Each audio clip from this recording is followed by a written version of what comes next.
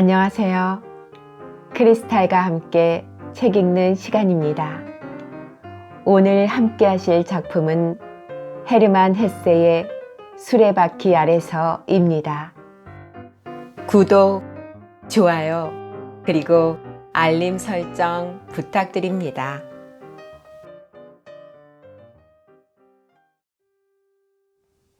첫사랑 그 아픔의 환희. 이제 가을도 한창이다. 캄캄한 전나무 숲에서는 듬성듬성한 한렵수가 노랗고 빨갛게 횃불처럼 빛나고 있었다. 개울에는 새벽녘의 찬기운으로 말미암아 안개가 서렸다. 창백한 옛날의 신학교 학생은 여전히 교회를 산책하고 있었다. 누가 보든 내키지 않는 걸음걸이 같았고 피곤한 것 같기도 했다. 사귀려고 들면 얼마든지 상대해줄 사람도 있었건만 그는 끝내 상종하길 꺼렸다. 의사 선생은 물약이며 간유며 달걀이며 냉수마차를 처방했다. 그러나 아무것도 효과가 없다는 게 별로 이상한 일도 아니었다. 아무래도 건강한 생활에는 내용과 목표가 있지 않으면 안 되었다. 젊은 기벤나트는 그것을 상실하고 만 것이다. 아버지는 한스를 서기로 취직시키거나 수리공으로 가르쳐 보려고도 했으나 아들이 아직 허약했기 때문에 약간의 근력을 길러주어야 했다.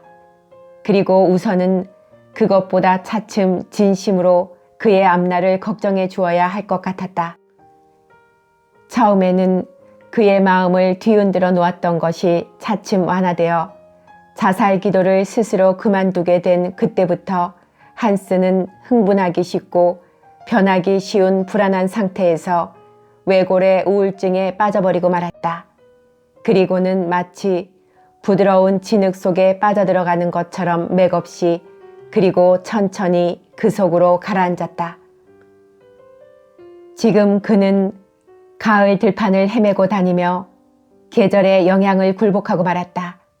시들어가는 가을, 고요히 떨어지는 낙엽과 갈색이 짙어가는 초원, 짙은 아침 안개, 익어서 죽어가는 온갖 식물들이 병자처럼 그를 무겁고 절망적인 감정과 슬픈 생각으로 몰아가고 있었다. 그는 같이 소멸하고 싶다는 소망과 같이 잠들고 싶다는 그리고 같이 죽고 싶다는 소망의 포로가 되어버렸다. 그러나 그의 젊음은 그것을 거부하고 끊임없는 힘으로 끈질기게 삶에 집착하고 있으니 더욱 괴로운 일이었다. 나뭇잎들이 노랗게 변했다가 갈색이 되고 그러다가 빨갛게 변해가는 것과 숲속에서 뭉게뭉게 피어오르는 우윳빛 안개를 바라보았다. 또 뜰을 바라보기도 했다. 거기에는 마지막 과일을 거두어들인 후 생명을 잃어버리고 물든 채 시들어가는 곽꽃을 돌봐주는 이도 없었다. 그리고 수영이나 철렵이 끝나고 시든 잎새에 뒤덮여 있는 개울을 바라보았다. 그 차가운 강가에서 견뎌낼 수 있는 이는 끈덕진 피역공들 뿐이었다. 며칠 전부터 개울은 많은 과즙 찌꺼기를 싣고 갔다. 그도 그럴 것이 과즙 짜는 공장이나 물방앗간에서는 지금 과즙 짜기의 혈안이 되어서 읍내 거리에도 과즙 냄새가 끓어오르는 듯이 풍기고 있기 때문이다.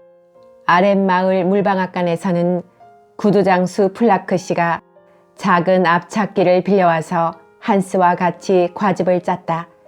물방앗간 앞들에는 크고 작은 착즙기, 달구지, 과실을 가득 담은 바구니, 자루, 들통이며 양재기, 단지, 그리고 산더미 같은 갈색 찌꺼기, 나무 지렛대와 손수레, 빈 운반 도구 따위가 어지럽게 흩어져 있었다.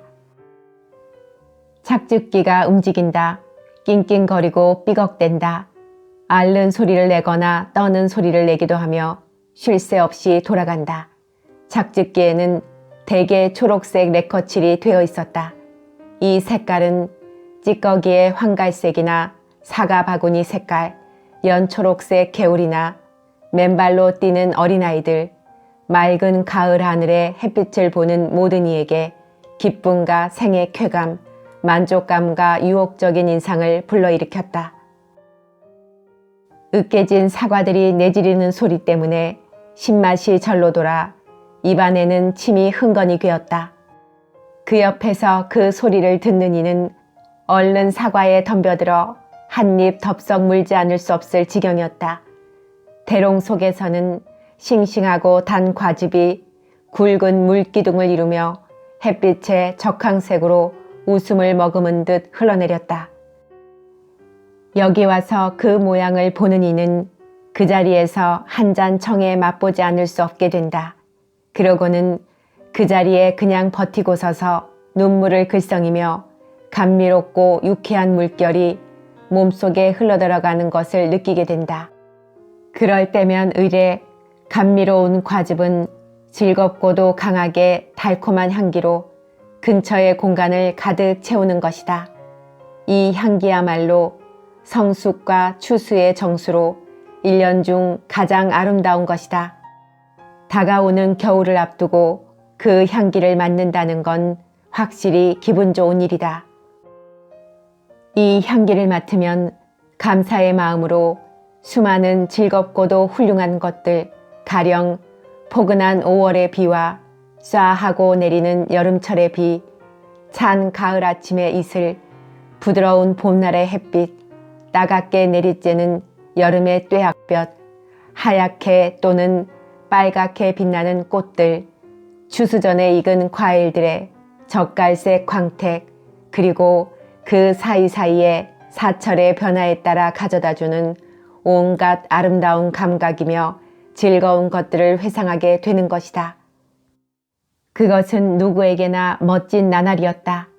부자도 졸부도 그때만은 범부가 되어 몸소 나와 살이 잘 붙은 사과를 손에 들고 무게를 재어보기도 하고 자루를 세어보기도 하며 은으로 만든 표주박으로 맛을 보기도 하고 과즙 속에 물이 한 방울이라도 들어가면 안 된다고 일러두기도 한다. 가난뱅이에겐 사과가 한 자루밖에 없었다. 그들은 컵이나 아무데나 널려있는 뚝배기로 맛을 보아가며 물을 탔다. 그러나 그들의 만족과 기쁨에 넘친 기분은 부자와 마찬가지였다. 여러 가지 이유로 과즙을 짤 수 없는 사람들은 아는 이나 이웃집에 앞찾기가 있는 대로 돌아다니며 한 잔씩 얻어 마시고는 그 기회에 사과도 한 개씩 얻었다. 그리고 제딴에는 그 멋을 안다는 듯 넋두리를 늘어놓는다. 식구가 많은 못 사는 집 아이들이나 잘 사는 집 아이들이나 모두 작은 컵을 가지고 쫓아다녔다. 모두들 먹다 남은 사과와 한 조각의 빵을 들고 있었다. 왜냐하면 과즙을 짤 때 빵을 실컷 먹어두면 나중에 배탈이 나지 않는다는 근거 없는 이야기가 예로부터 전해 내려오고 있었기 때문이다. 아이들의 소동은 별도로 치고라도 수없는 고함 소리가 뒤얽혀 있었다. 그런 소리는 어느 것 하나 분주히 서두르고 흥분과 기쁨에 넘쳐 있지 않은 게 없었다. 한스, 이리 와. 나 있는 대로 한 잔 마셔. 응? 정말 고마워요. 그런데 난 벌써 배탈이 날 지경인걸요. 100파운드에 얼마나 지불했니? 4마르크요. 하지만 최고품이죠. 그럼 좀 맛볼까요? 그러나 약간 귀찮은 일도 간혹 일어났다.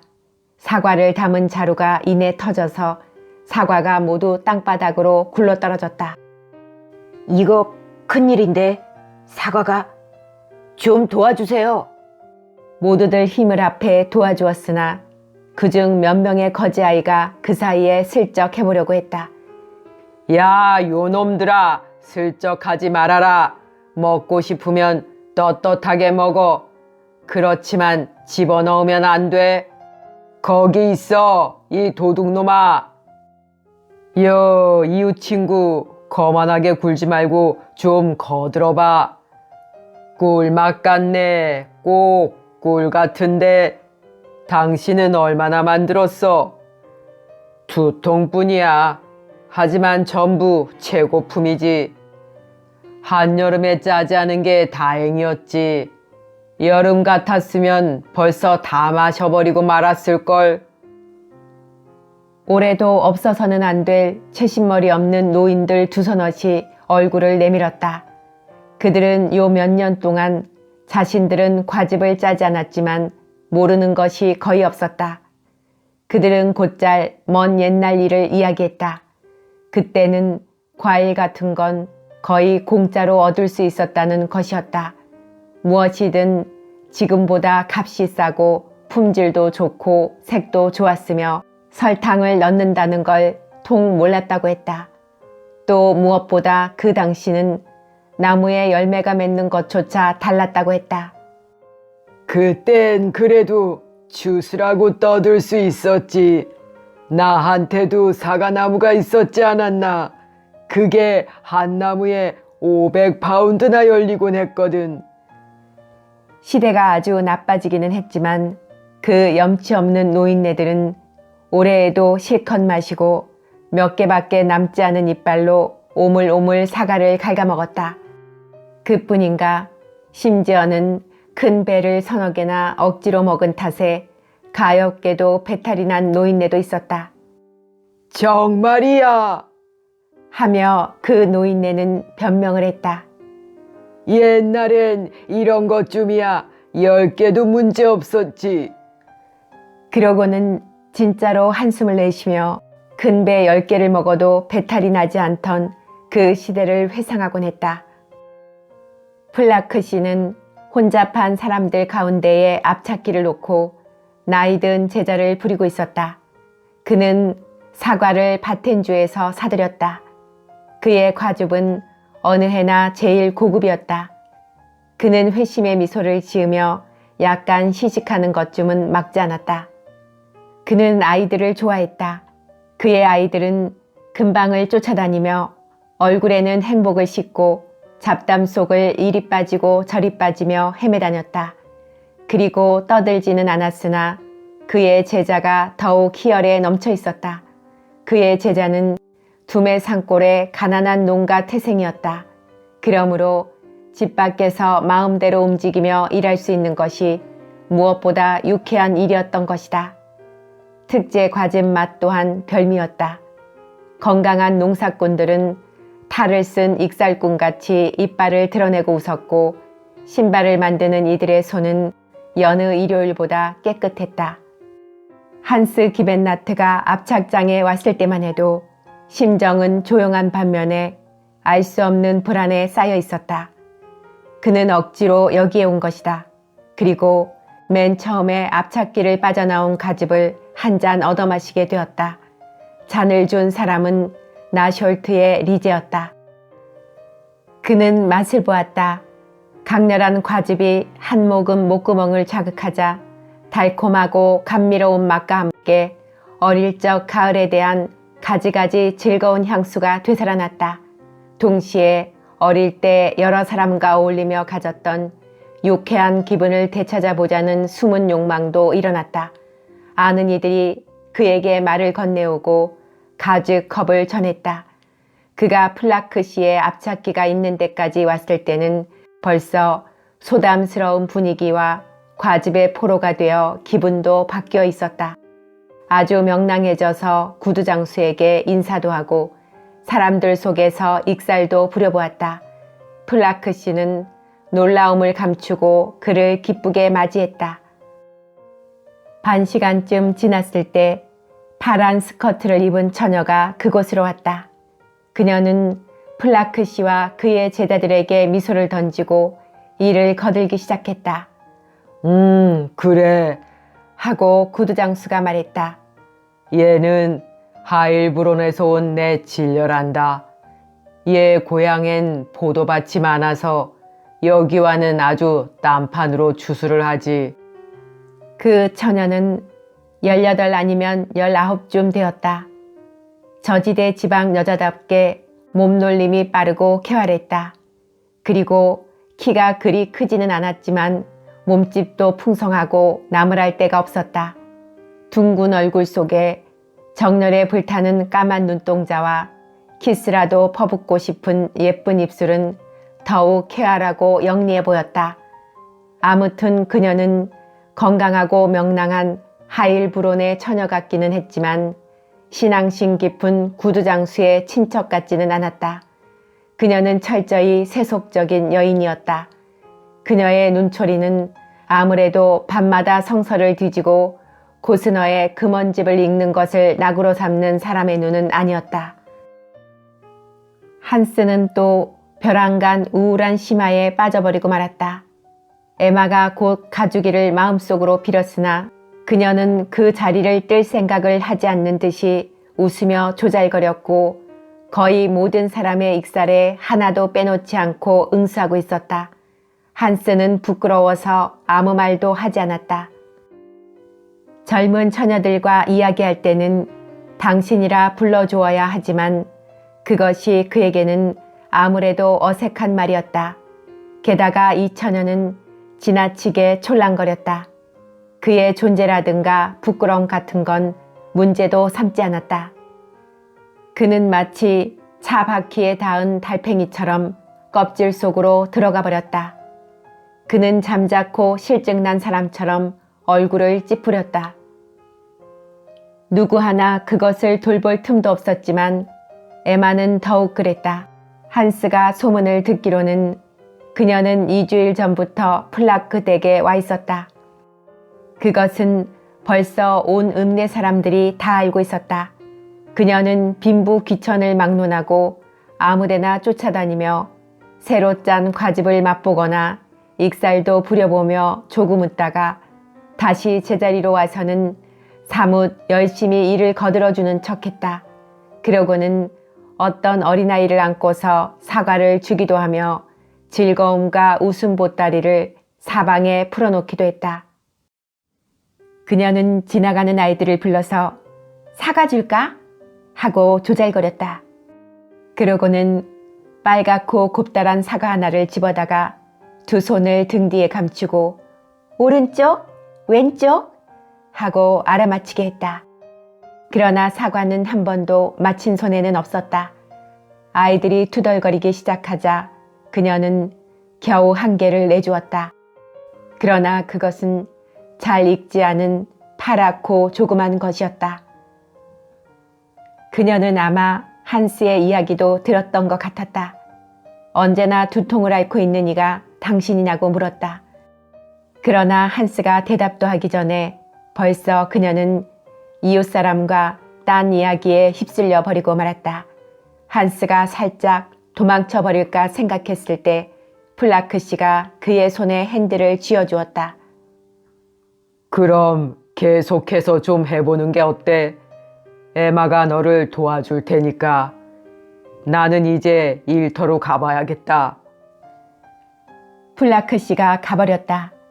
제자는 플라크 부인과 같이 과즙을 날라야만 했다. 그래서 한스는 앞잡기에 에마와 단둘이 남게 되었다. 그는 입술을 깨물고 적을 마주 대하고 있는 것처럼 일을 했다. 어째서 이렇게 핸들이 무거운지 의문스러웠다. 얼굴을 쳐들고 보니 그 처녀가 천진한 웃음보를 터뜨렸다. 그녀가 장난삼아 핸들을 반대쪽으로 잡고 버티고 있었던 것이다.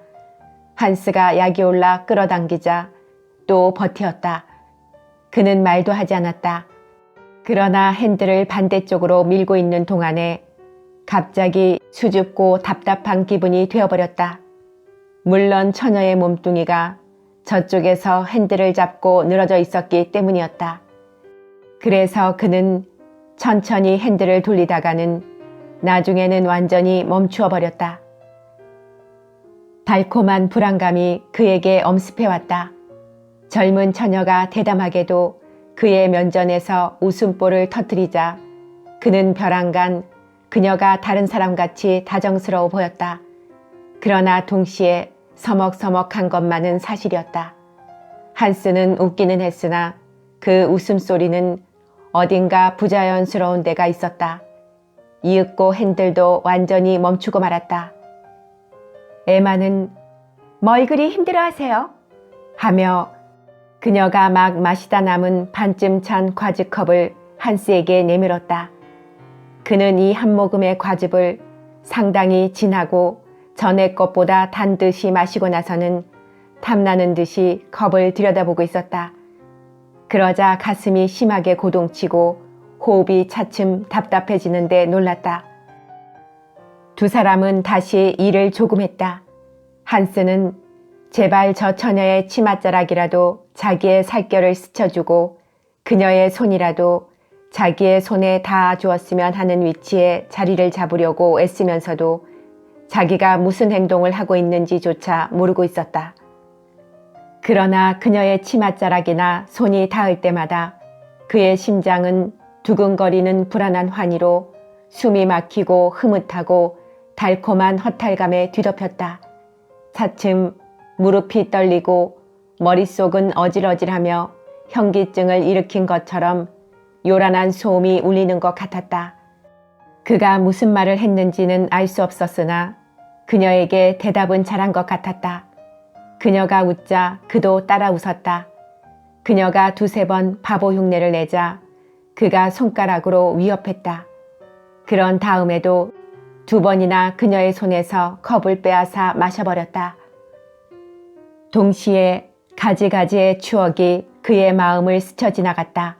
저녁 무렵 사내들과 같이 문간에 서 있던 식모, 이야기책에 나오는 두세 개의 글귀, 지난날 헤르만 하일러에게 받은 키스, 수없는 단어, 소설, 처녀, 애인이 생기면 어떨까 하는 것에 대해 학생들과 토론했던 애매한 대화 등이 머릿속을 스쳐갔다.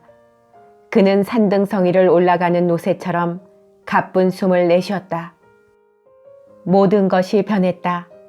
거기서 일하던 사람도 잡담도 분주히 움직이며 화려하게 웃음 짓고 있는 구름과 같은 것에 모두 녹아버리고 말았다. 하나하나의 목소리며 욕설이며 웃음소리는 하나의 멍한 혼잡 속으로 사라져버리고 강이나 낡은 다리는 멀리 마치 한 폭의 그림같이 보였다. 에마의 모습도 달리 보였다. 그는 더 이상 그녀의 얼굴을 보지 않았다. 즐거운 듯한 까만 눈이며 빨간 입술, 그 속에 하얗게 드러난 치아만을 보았다. 그녀의 자태도 녹아 없어졌다. 보이는 것은 그녀의 신체의 하나하나의 부분뿐이었다. 까만 양말에다 슬리퍼며 목덜미에 뒤얽혀 붙은 뒷머리며 파란 머플러 속에 감추어진 그을린 둥근 목덜미며 팽팽한 어깨며 그 밑에서 큰 파도를 일으키고 있는 숨결이며 햇빛을 받아 빨갛게 보이는 귀며 그 모든 것이 하나씩 부각되었다. 얼마 있다가 그녀는 컵을 통 속에 떨어뜨렸다. 그것을 주우려고 허리를 굽혔다. 그때 통 모서리에서 그녀의 무릎이 그의 손목을 눌렀다. 그도 느린 행동이었지만 허리를 굽혔다. 그러자 하마터면 그의 얼굴이 그녀의 머리칼에 닿을 뻔했다. 머리에서는 약간 향기가 풍기고 있었다. 그 아래쪽에 풀어 헤쳐진 곱슬머리의 그늘 속에 고운 목덜미가 파란 위도 속에서 따뜻하게 갈색으로 빛나며 숨어 있었다. 그 위도새 등에 달린 호크가 아주 단단하게 채워져 있었는데 호크의 틈새로 조금 아래까지 환하게 들여다보였다. 그녀가 다시 일어섰을 때 그녀의 무릎을 따라 미끄러지면서 머리카락이 그의 뺨을 약간 스쳐갔다. 그녀는 구부리고 있었기 때문에 얼굴이 약간 상기되어 있었다. 한스는 격렬한 몸부림을 느꼈다. 그는 얼굴이 백지장같이 되고 순간 깊고 깊은 피로감을 느꼈다. 그래서 앞찾기의 나사를 꽉 잡고 있어야 했다. 그의 심장은 경련하듯 고동치며 팔은 힘이 빠지고 어깨는 아팠다. 그때부터 그는 거의 한마디도 않고 그녀의 눈을 피해버렸다. 그러다가 그녀가 딴전을 하면 그는 아직 맛보지 못한 쾌감과 앙큼한 양심이 싸우면서 가만히 그녀를 바라보았는데 그때 그의 마음속에서 알지 못하는 무언가가 끊어졌다. 그러고는 가없는 파란 해안이 있고 신기한 매력을 가진 신천지가 서서히 그의 영혼 앞에 전개되는 것이었다. 그 불안이나 달콤한 고뇌라고 하는 것이 무엇을 뜻하는 것인지 그는 그때까지 알지 못했다. 겨우 추상적으로 예측할 수 있을 정도였다. 그는 마음속에 고뇌며 쾌감이며 하는 것들 가운데 무엇이 큰 것인지도 몰랐다. 그 쾌감이라는 것은 젊음에 넘친 사랑의 힘, 승리와 힘찬 맥박이 뛰노는 생명의 최초의 예감을 뜻하고, 그 고뇌라는 것은 아침의 평화가 깨뜨려졌다는 것이며 그의 영혼이 두 번 다시 찾아볼 수 없는 유년 시절의 나라를 떠났다는 것을 의미하고 있었다.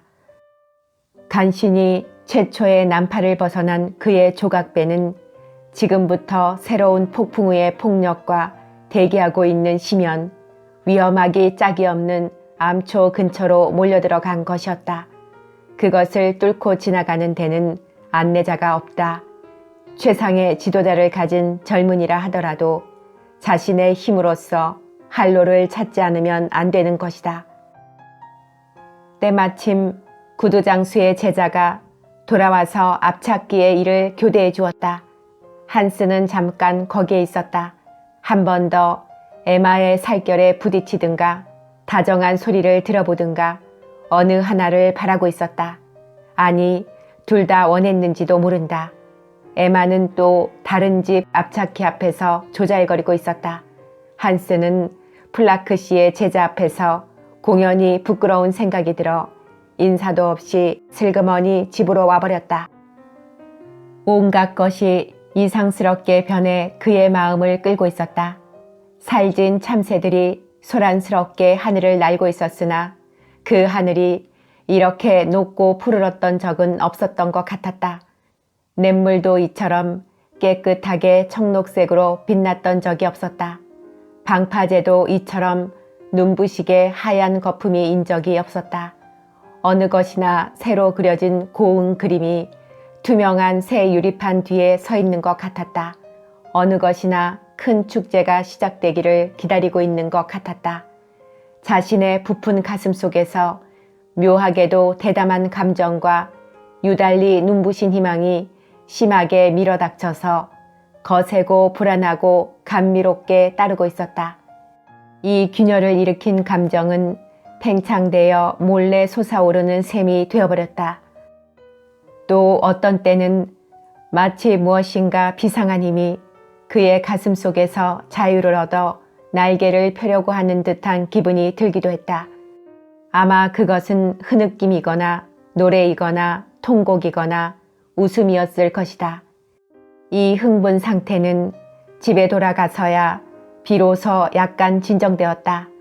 물론 집에서는 모든 것이 여전했다.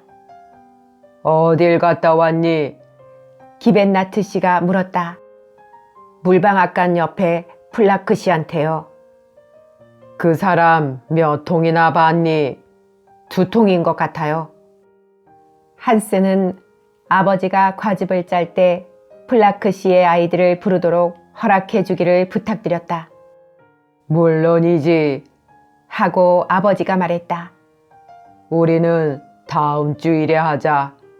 그때는 아이들을 불러와야지. 저녁 식사 시간까지는 아직 1시간이 남았다. 한스는 뜰에 나갔다. 2 그루의 전나무 이외에 푸른 것이라곤 거의 없었다. 그는 개암나무 장가지를 하나 꺾어들고 허공을 휘저으며 시든 잎들 사이를 돌아다녔다. 해는 이미 서산으로 기울었다. 산의 까만 윤곽은 뾰족하고 가는 전나무 가지 끝을 드러내며 유록색의 유리알같이 맑은 가을 하늘을 갈라놓고 있었다. 회색빛으로 길게 뻗은 구름이 황갈색을 띤 저녁노를 투사하면서 희박한 황금색 대기를 뚫고 고기잡이 배가 귀로에 오른 것처럼 느릿느릿하고 한가로이 골짜기 저 너머로 떠갔다. 저녁 색채의 풍만하고 무르익은 아름다움 때문에 한스는 알 수 없는 묘한 감동을 일으키며 정원을 걷고 있었다. 가끔 걸음을 멈추고 눈을 감고는 에마를 생각했다. 그녀의 컵으로 그에게 과즙을 마시게 했던 에마를 다시 머릿속으로 그려내려고 애썼다. 그녀의 머리칼이며 탄탄한 푸른 옷에 휘감긴 자태며 목덜미며 까만 머리 때문에 갈색으로 그림자진 목덜미가 눈에 선했다. 그 모든 것이 쾌감과 전율로서 그의 마음을 가득 채워주었다. 그러나 그녀의 얼굴만은 아무래도 윤곽을 그려볼 수가 없었다. 해가 넘어갔는데도 그는 냉기를 느끼지 않았다. 그리하여 깊어가는 황혼이 이름조차 알지 못하는 신비에 가득 찬 베일 같은 생각이 들었다.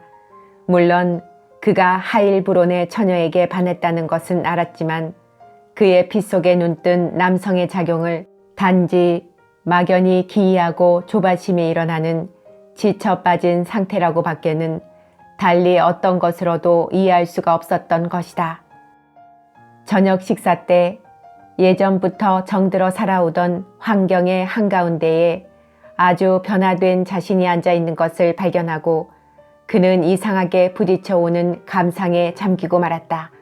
아버지 늙은 식모 세강까지 방 전체가 낡아빠져 버린 것 같았다. 그는 마치 방금 기나긴 여행을 마치고 집에 돌아오기라도 한 것처럼 놀랍고 서먹서먹하고 그리운 생각으로 모든 것을 쳐다보았다. 식사가 끝났다.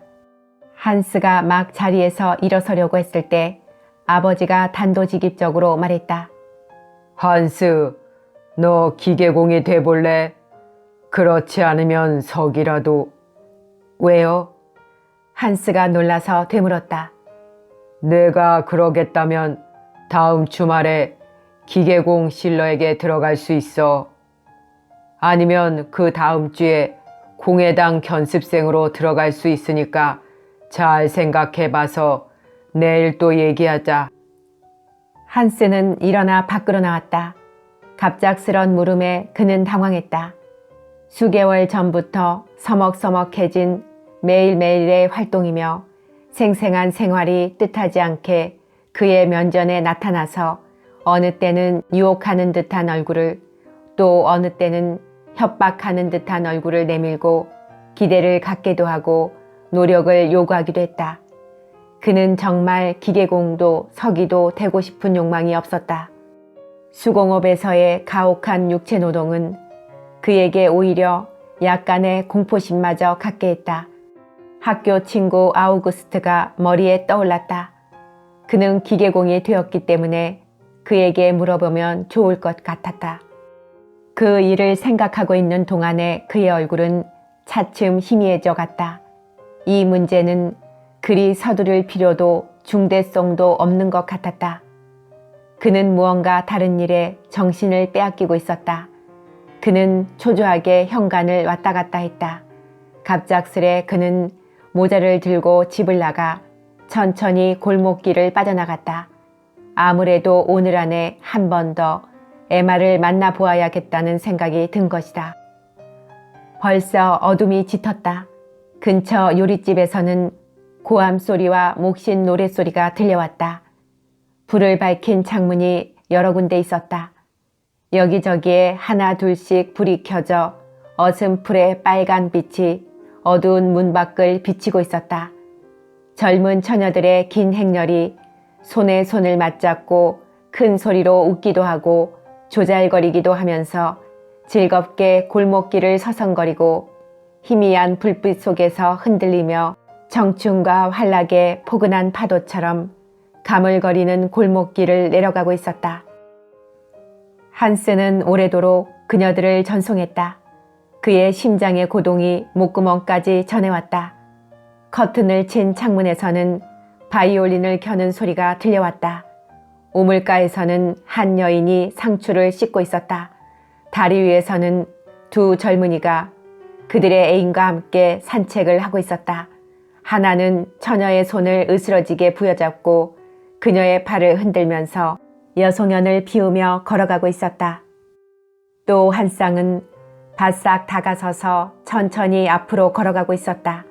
젊은이는 처녀의 허리를 안고 처녀는 어깨와 머리를 그의 머리에 푹 파묻고 있었다.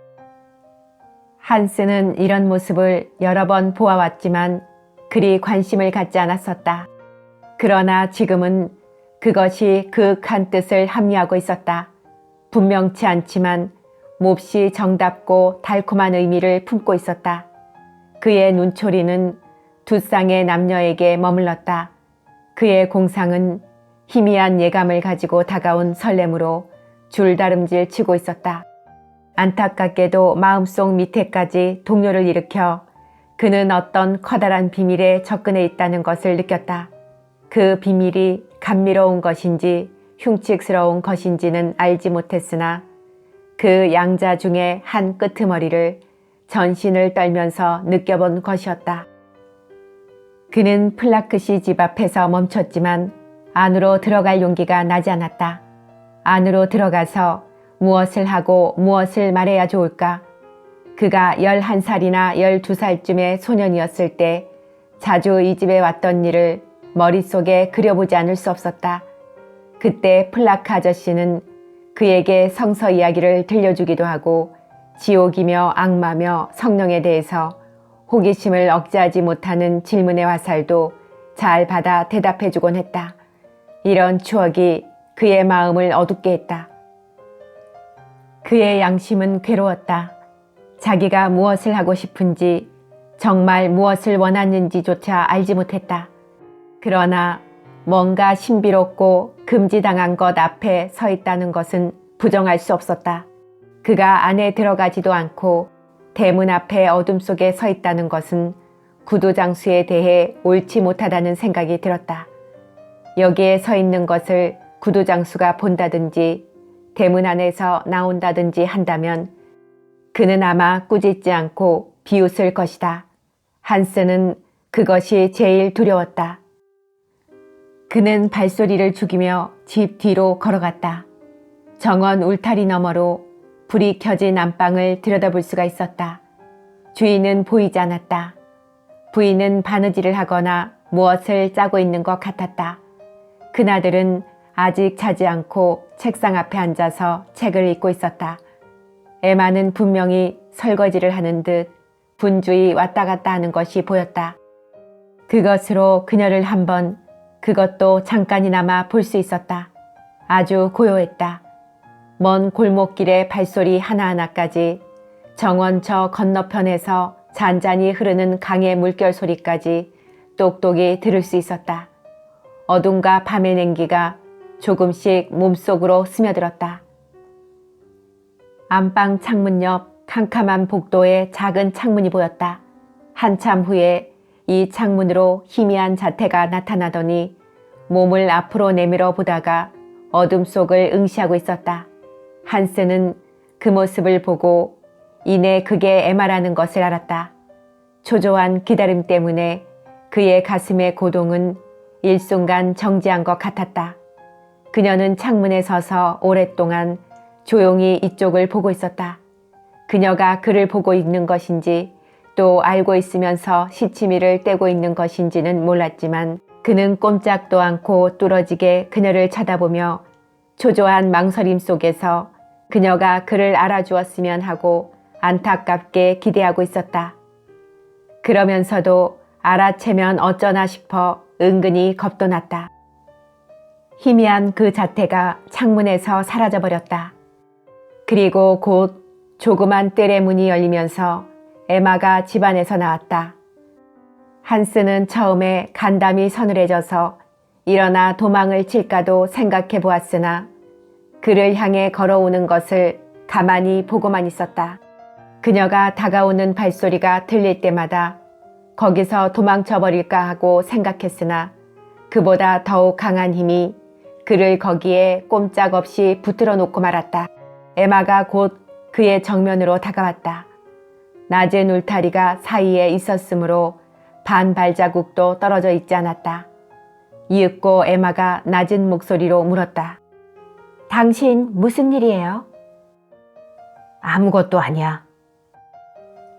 그녀가 그를 당신이라고 부른 것이 마치 그녀의 살결이 그의 살결을 어루만져 준 느낌이었다. 에마는 울타리 너머로 그녀의 손을 한스에게 내밀었다. 한스는 수줍은 듯이 그러나 정답게 그녀의 손을 잡고 약간 힘을 주었다. 그 손을 빼지 않는 걸 보고 한스는 용기가 나서 처녀의 따뜻한 손을 곱게 조심성 있게 어루만져 주었다. 그래도 여전히 그녀는 움직이지 않았다. 한스는 그 손을 그의 뺨에 가져갔다. 피부로 스며드는 쾌감이며 향긋한 촉감이며 행복한 피로의 숨결. 그의 앞에는 골목도 정원도 없고 단지 자기 앞에 서 있는 하얀 얼굴과 검은 머리카락의 흐트러짐 외에는 아무것도 보이는 것이 없었다. 그리고 처녀가 아주 낮은 목소리로 내게 키스해주지 않겠어요? 하고 물었을 때 그 목소리는 마치 머나먼 밤하늘 저편에서 울려오는 것 같았다. 하얀 얼굴이 바싹 다가왔다. 몸무게 때문에 울타리 널빤지가 조금 밖으로 밀려나왔다. 향긋한 헝클어진 머리칼이 한스의 이마를 스쳤다. 하얗고 널따란 눈꺼풀과 까만 속눈썹 사이에 휩싸인 채 감고 있는 그녀의 눈이 한스의 눈 바로 앞에 있었다. 두려움에 쌓인 입술이 그녀의 입술에 닿았을 때 심한 전율이 그의 전신을 휩쓸고 갔다. 그는 순간적으로 떨려서 몸을 뒤로 젖혔으나 그녀는 그의 머리를 두 손으로 부여잡고 그녀의 얼굴에 내리누르며 그의 입술을 놓치지 않았다. 그는 그녀의 입술에 타오르는 열정을 그의 입술로 내리누르면서 마치 그의 생명마저 삼켜버리려는 듯이 어쩌면 마귀같이 빨아들이려는 듯이 느껴졌다. 그는 전신이 느긋해졌다. 처녀의 입술과 떨어지기 전에 흐뭇한 쾌감은 멍한 피로와 고통으로 변했다. 에마에게서 그의 입술이 떨어졌을 때 그는 비틀거리고 경련하면서 달라붙는 손가락으로 울타리를 단단히 붙들었다. 내일 밤 또 와요. 에마는 이렇게 말하고는 얼른 집 안으로 들어갔다. 그녀가 들어간 지는 채 5분도 되지 않았다. 그러나 한스에게는 기나긴 세월이 흘러간 것 같았다. 그는 멍청한 눈초리로 그녀를 전송하고 여전히 울타리를 움켜쥔 채 너무나 지쳐 한 걸음도 옮겨놓을 수 없을 것 같았다. 그는 화려한 환각 속에서 그의 피가 요동치는 소리를 들었다. 피는 그의 머릿속에서 망치로 치듯이 고르지 못한 괴로운 파동을 일으키며 심장을 넘나들고 그의 호흡을 먹게 했다. 한스는 방 안에서 문이 열리고 주인이 들어오는 것을 보았다. 그는 조금 전까지도 일터에 있었던 것 같았다. 들킬지도 모른다는 공포심에 억눌린 한스는 그곳에서 도망쳐버렸다. 그는 약간 취한 사람처럼 느릿느릿하게 내키지 않는 걸음으로 걷고 있었다. 걸음을 옮길 때마다 무엇이 빠개지는 것 같은 느낌이 들었다. 졸린 듯한 박공과 음산한 빨간 창들이 있는 어두운 골목길이 마치 색이 낡은 무대 장치의 한쪽 벽처럼 그의 눈앞에서 흘러가고 있었다. 달이며 강이며 안뜰이며 정원도 흘러갔다. 게르버 거리의 분수가 이상스럽게 높은 소리를 내며 물을 내뿜고 있었다. 꿈 같은 마음으로 한스는 문을 열고 칠흑같이 어두운 복도를 지나서 계단을 올라갔다. 그러고는 문을 하나 열고 또 하나 열고 안으로 들어섰다. 거기 놓인 책상 위에 앉아서 시간이 한참 지난 후에 겨우 자기 방으로 돌아왔다는 생각에 갑자기 눈을 떴다. 옷을 벗을 기분이 내킬 때까지는 몇 분이 걸렸다. 그는 무심히 옷을 벗고 창가에 앉았다. 드디어 그는 차가운 가을밤의 공기에 벼랑간 오한이 나서 이불 속으로 기어들어갔다. 그는 곧 잠들 수 있으리라고 생각했다. 그러나 누워서 몸이 조금 따뜻해지자 재차 가슴에 격동이 일어났다. 피가 거칠게 끓어오르기 시작했다. 눈을 감으면 그 처녀의 입술이 아직까지 달라붙어 그의 영혼을 빨아들이며 괴로운 열로 그를 태우고 있는 것 같았다.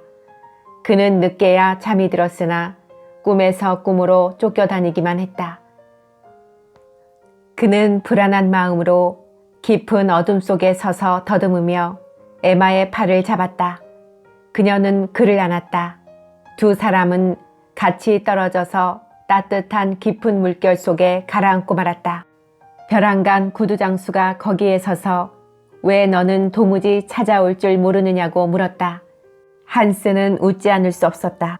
왜냐하면 그것은 플라크 씨가 아니고 마을 불온의 기도실에서 같이 창 앞에 앉아 익사를 부르던 헤르만 하일러였다는 것을 알았기 때문이다. 그러나 그것도 이내 사라져버렸다. 그는 과즙 앞찾기 옆에 서 있었다. 에마가 핸들을 반대 방향으로 돌렸기 때문에 그는 있는 힘을 다해서 이에 저항했다. 그녀는 한스 쪽으로 허리를 굽혀 그의 입술을 찾고 있었다. 주인은 고요하고 포근한 깊은 밤의 어둠 속으로 빠져들었다. 그는 현기증 때문에 기절해버렸다. 동시에 교장의 훈시 소리가 들렸다. 그것이 자기 이야기를 하고 있는 것인지 아닌지는 알 수 없었다. 한스는 다음날 아침 늦게까지 잠을 잤다. 아주 화창하고 좋은 날씨였다. 겨우 잠에서 깨어나 머릿속에 떠도는 혼돈을 정리하려고 정원을 두어 번 왔다 갔다 했지만 졸음은 여전히 안개 속에 휩싸여 있었다. 뜰 안에 오직 하나 피다 남은 보라색 곽꽃이 기도하는 듯이 햇빛에 아름답게 방긋 웃고 있는 것을 그는 보았다. 따뜻하고 부드러운 햇살이 이른 봄날과도 같이 부드럽게 어루만지듯 시든 크고 작은 나뭇가지며 잎이 떨어진 덩굴 주위에 넘나들고 있는 것을 그는 보았다. 그러나 그것은 동공에 물끄러미 부각될 뿐 아무런 실감도 느끼지 않았다. 그는 무엇에나 무관심했다. 벼랑간 이 뜰에서 아직 토끼가 뛰놀고 그의 물레방아와 어릴 적 물건들이 있었던 뚜렷하고 강한 그 시절의 추억이 그를 사로잡았다. 그는 3년 전의 어느 9월 하루를 머릿속에 그려보았다. 세당 축제 1870년 9월 독일군이 세망을 침공하여 나폴레옹 3세를 체포한 기념일 전날 밤이었다. 아우구스트가 담쟁이 덩굴풀을 가지고 한스에게 왔었다. 두 사람은 깃대를 깨끗이 씻고 황금색의 꼭지에 담쟁이 덩굴풀을 꽂으면서 내일의 일을 이야기하며 내일의 즐거움을 기다리고 있었다. 다만 그것뿐으로 그 외에 다른 일은 아무것도 없었으나 두 사람은 축제의 기대와 기쁨으로 가득 차 있었다. 밤에는 높은 바위 위에서 세당의 불을 일으킬 계획이었다. 왜 하필이면 오늘 그날 밤의 일을 머릿속에 그려보지 않을 수 없었는지, 왜 이 추억이 그다지도 아름답고 강렬한지, 왜 이 추억이 그를 그다지도 비참하고 슬프게 해주는지 한스는 알 길이 없었다. 이 추억의 옷을 입고 그의 유년 시절이며 소년 시절과 이별을 고하고 가서는 되돌아오지 않을 행복에 커다란 바늘 흔적을 남기기 위해 다시 한번 즐겁게 웃으면서 그의 앞에 되돌아왔다는 것을 그는 깨닫지 못했다. 이 추억이 에마와 어제 저녁의 기억과는 조화되지 않는다는 것을, 또 그 옛날의 행복과는 결합되지 않는 무엇이 그의 마음속에 나타난 것을 단순히 느꼈을 뿐이었다. 황금색의 깃대 꼭지가 반짝반짝 빛나는 것이 보이고 친구 아우구스티의 웃음소리가 들리고 막 구워낸 과자 냄새가 나는 것 같았다. 그것이 모두 다 명랑하고 행복스럽게 멀리 떨어져서 서먹서먹하게 되어버렸으므로 그는 큰 전나무의 거칠거칠한 줄기에 기대어 거의 절망적인 감정에 북받쳐 흐느꼈다. 그러고 나니 약간이라도 위안을 받고 구원을 받은 느낌이 되었다. 정오쯤에 한스는 아우구스트에게 달려갔다. 아우구스트는 이제 1급 견습공이 되어 자리가 잡혔고 키도 상당히 자랐다. 한스는 기계공이 되기 위한 그의 소망을 이야기했다. 그건 쉬운 일이 아니야. 아우구스트는 이렇게 말을 하고 세상 물정에 밝은 얼굴을 했다. 그건 쉽지가 않아. 너는 너무 약골이니까. 처음 1년 동안은 쇠를 다루는데 줄곧 서서 망치만 쳐야 하는걸. 망치질이란 수프 숟가락처럼 다루기가 쉽지 않아. 그리고 또 저녁 때는 쇠를 날라다 치워 놓아야 돼. 그뿐인가? 줄질을 하기도 힘이 들지. 처음에 숙달 될 때까지는 낡은 줄밖에는 안 줘. 낡은 놈은 날이 없어서 원숭이 엉덩이처럼 미끈미끈하지. 한스는 숨통이 막혀버려 말이 나오질 않았다. 그래? 그만두는 게 좋단 말이지. 그는 더듬거리며 물었다. 왜 그래? 그런 말이 아니야. 정 떨어지는 소리는 그만두자. 처음에는 춤추는 것과는 다르다는 걸 말했을 뿐이야. 그러나 그 외의 점에서는 정말이지 기계공도 훌륭하지. 알겠니? 머리도 좋지 않으면 안 돼. 그렇지 않으면 그저 대장장이에 지나지 않으니까. 자, 한번 봐라. 그는 반짝반짝 빛나는 강철제에 정밀한 작은 기계 부속품을 2~3개 가지고 와서 한스에게 보였다. 반밀리라도 틀리면 못 쓴다고. 나사못까지도 전부 손으로 일일이 만들지. 눈을 크게 뜨고 잘 봐야 돼. 이것을 갈아서 단단하게 만들어야 비로소 물건이 되지. 아우구스트는 웃었다. 걱정되니? 물론 견습공은 구박받게 마련이지. 그렇다고 어떻게 할 도리는 없는 거야. 그러나 나도 있고 하니까 물론 도와주지. 마침 다음 금요일이 잔치야. 맥주도 나오고 과자도 나온단다. 모두들 오고. 물론 너도 와야지. 그러면 우리 사정을 좀 알게 될 테니까. 그렇지. 그러면 알게 될 거야. 게다가 우리는 옛날 친구니까. 식사할 때 한스는 아버지에게 기계공이 되고 싶은데 일주일쯤 지나서 시작하는 게 어떠냐고 물어보았다. 아버지는 그거 좋은 일이지 하고 말하고는 오후에 한스와 같이 실러의 작업장으로 가서 신청을 했다. 그러나 황혼이 찾아들 무렵부터 한스는 그런 것을 죄다 까맣게 잊어버리고 밤에 에마가 기다리고 있다는 것만 머릿속에 그리고 있었다. 그때부터 벌써 숨이 차서 시간이 너무 긴 것 같기도 하고 짧은 것 같기도 했다. 그는 마치 뱃사공이 급류를 향하는 기분으로 에마를 만나기 위해 약속 장소로 줄다름질 쳐갔다. 그날 저녁의 식사 같은 것은 문제도 되지 않았다. 우유 한 잔을 겨우 마시고 뛰어나갔다. 무엇 하나 어제와 다른 것이 없었다. 어둡고 졸린 듯한 골목길이며 빨간 창문이며 가로등에 희미한 불빛이며 천천히 걸어다니는 연인들. 그는 구두장수 집 뜰의 울타리 앞에서 커다란 불안에 휩싸였다. 바스락 소리가 날 때마다 간담이 서늘해졌다. 어둠 속에서 기웃거리고 있는 자신이 도둑놈 같은 생각도 들었다. 1분도 채 안 되어 에마가 그의 앞에 나타나 그의 머리카락을 쓰다듬으며 뜰의 문을 열었다. 그는 조심해서 안으로 들어갔다. 그녀는 덩굴로 둘러싸인 길 사이를 지나 뒷문에서 어두운 집안 복도로 그를 살짝 끌고 들어갔다. 그곳에서 두 사람은 지하실 맨 위 계단에 나란히 앉았다. 상당히 시간이 흘러서야 둘은 칠흑 같은 어둠 속에서 간신히 서로의 얼굴을 볼 수 있었다. 처녀는 매우 기분이 좋아 쉴 새 없이 제잘거렸다. 그녀는 벌써 몇 번이나 키스를 맛본 일이 있었다. 그래서 그 방면에는 잘 알고 있었다. 내성적이고 귀여운 이 소녀는 그녀에게 꼭 맞았다. 그녀는 그의 훤칠한 얼굴에 두 손을 받쳐 이마며 눈이며 뺨에 키스를 했다. 입술에 차례가 되어 오늘도 오랫동안 빨아들이는 듯한 키스 세례를 받자 그는 현기증에 휩싸였다. 그는 힘을 잃고 맥없이 처녀의 몸에 기대었다. 그녀는 소리를 낮추어 웃으면서 그의 귀를 잡아당겼다. 처녀는 쉴 새 없이 조잘거렸다.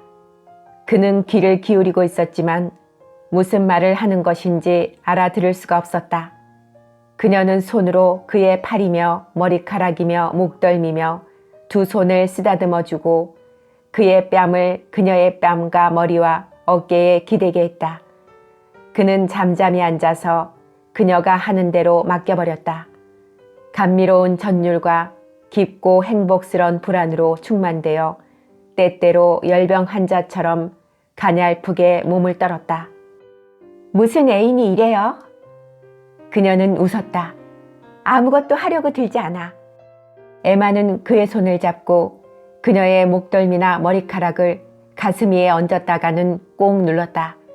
한스는 감미롭고 이상한 감정을 느끼며 눈을 감고 끝없는 심연으로 가라앉는 것 같은 기분에 사로잡혔다. 그만, 이제 그만. 그녀가 또 키스 세례를 하려고 하자 그가 손으로 막으며 말했다. 그녀는 그를 끌어당겨 팔로 끌어안으면서 한스의 허리를 가슴으로 눌렀기 때문에 한스는 그녀의 육체의 감촉에 그만 충격을 받아 머리가 어지러웠다. 더 이상 아무 말도 나오지 않았다. 당신도 내가 좋아요? 그녀가 물었다. 그는 그렇다고 대답할까 했으나 머리를 끄덕일 수밖에 없었다. 그렇게 잠시 동안 그대로 끄덕이고 있었다. 그녀는 또 한 번 그의 손을 잡고서는 장난스럽게 그녀의 코르셋 밑에다 집어넣었다. 그러자 다른 사람의 육체의 맥박과 호흡을 뜨겁게 너무나 가까이에서 느꼈기 때문에 그의 심장의 고동이 멎어서 죽어버리지는 않을까 할 정도로 호흡하기가 힘들어졌다. 그는 손을 뗀 다음 신음소리를 냈다. 이제 집에 가야지. 하고 그가 일어서려고 했을 때 몸이 비틀거려서 하마터면 지하실 계단 밑으로 굴러떨어질 뻔했다. 어떻게 된 거예요? 에마가 놀라서 물었다. 몰라, 너무 피곤해. 뜰의 담장까지 가는 도중 그녀가 그를 부축하려고 바싹 다가오는 것조차 느끼지 못했다. 그녀가 밤인사를 하는 것과 그의 뒤에서 작은 문이 닫히는 소리조차 그의 귀에는 들리지 않았다. 그는 골목을 지나 집으로 달려갔다. 거센 폭풍우가 그를 휩쓸어 가는 것인지 거친 물결이 그를 삼켜버리는 것인지 영문을 몰랐고 어떻게 집에 돌아왔는지조차 알 수 없었다. 좌우로 희미하게 솟은 집들이 보이고 그 위에 높은 곳에 산등성이며 전나무 끝이며 밤의 어둠이며 잠자고 있는 별들이 보였다. 바람이 불고 있는 것을 느꼈다. 시냇물이 다리 기둥에 부딪히며 흘러가는 소리가 간간히 들리고 물속의 정원과 희미하게 솟은 집들, 밤의 어두움, 가로등, 별들이 비쳐있는 것이 보였다. 그는 다리 위에 주저앉아 버렸다. 너무나 지쳐서 더 이상 집을 향해 발걸음을 옮길 수가 없을 것 같았다. 그는 다리 난간에 기대앉아 물결이 다리 기둥에 부딪히고 방파제에서 여울져 물레방아를 돌리며 흘러갈 때 오르간을 치는 것 같은 소리를 듣고 있었다. 그의 두 손은 차가웠다. 가슴과 목구멍에서 피가 꽉 차오르는 것 같기도 하고 밀치고 내려가는 것 같기도 했다. 그리고 그의 두 눈을 어둡게 하기도 하고 벼랑간 파동이 심장을 향해 흘러가기도 하며 머리를 어지럽게 하기도 했다. 그는 집에 돌아가 눕자마자 곧 잠이 들어버렸다. 꿈속에서 거대한 공간으로 깊이 빠져들어갔다. 한밤중에 괴로워하다가 너무 지치고 기진맥진하여 눈을 떴을 때 그는 심한 갈증에 허덕이면서 아침결까지 몽롱한 꿈속에 누워 있었다. 새벽녘에는 넘치는 고뇌와 번민이 기나긴 흐느낌으로 변했다. 그리고 그는 눈물에 젖은 이불 위에서 또 잠이 들었다.